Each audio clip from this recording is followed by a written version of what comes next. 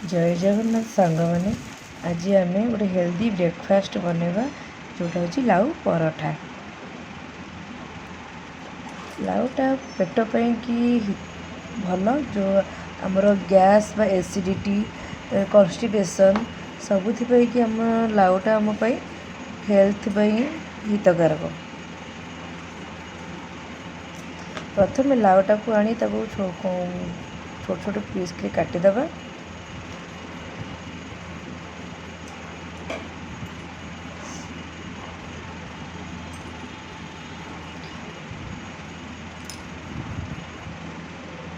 काटी सारा पर गोटे ग्रेटर मेसीन आने से ग्रेटिंग करवा देखिए ग्रेटिंग करेंगे छोट छोट बेसी छोट छोट पीस करेंगे तो ग्रेटिंग करेंगे यही साइज्र ग्रेटिंग हो पार्थ।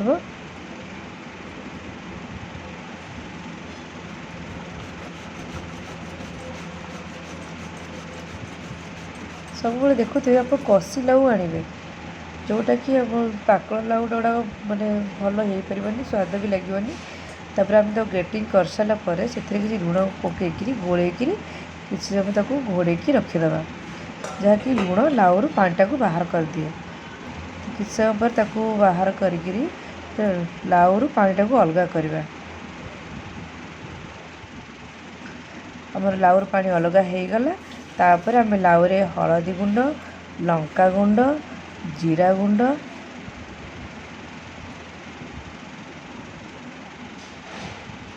धनिया गुंड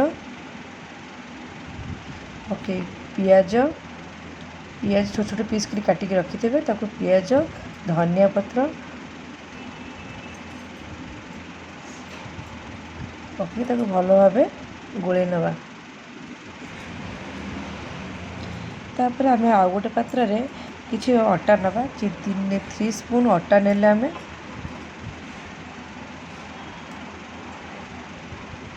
तापर से स्वाद अनुसार लुण नवा। आम नवा आम जुआणी आम लाउ को जो लाउर जो पानी बाहर थो ताकू से आम न फोपाड़ी अटारे मिसिक चकड़ा। अटार जी पानी दरकार आम से अनुसार पानी आड करके अटा को चकड़ा।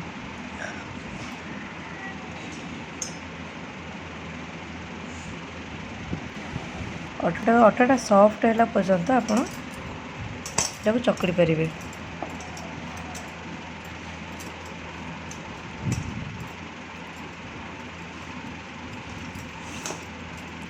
किस समय चकड़ी घोड़े रखीद जोटा कि आम अटा गोलाटा भल भाव सॉफ्ट हो।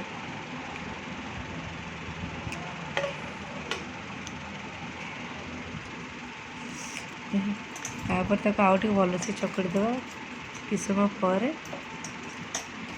छोट छोट गुड़ा करके रखा।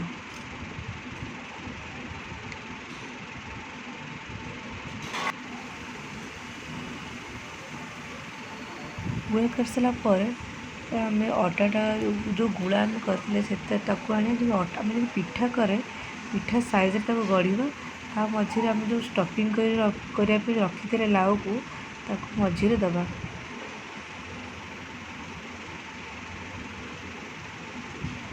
तो भल भाव हाथ में दाबा तो बेस जोर से दाबे कहीं फाटी जापे।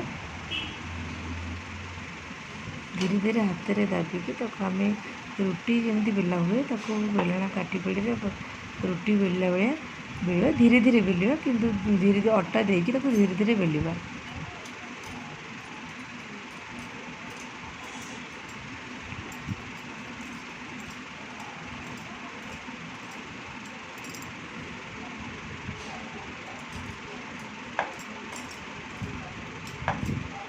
जोर से बेले कारण पूरा बाहर को बाहरी आसीपे स्टफिंगटा तो से आम धीरे धीरे बेलिया।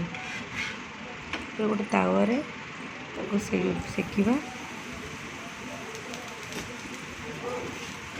किसी समय सेकला पर तो उल्टे देव उल्टे आम तेल पकड़ा बेस तेल पकेबेनी अल्प तेल पकेबे क्या आम ब्रेकफास्ट बनाऊे हेल्दी ब्रेकफास्ट से आम अल्प तेल देकी सेकिवा। ତାକୁ ଭଲ ଭାବେ ସେକିକି ତାକୁ ଆମେ ପ୍ଲେଟ୍ରେ କାଢ଼ିଦେବା।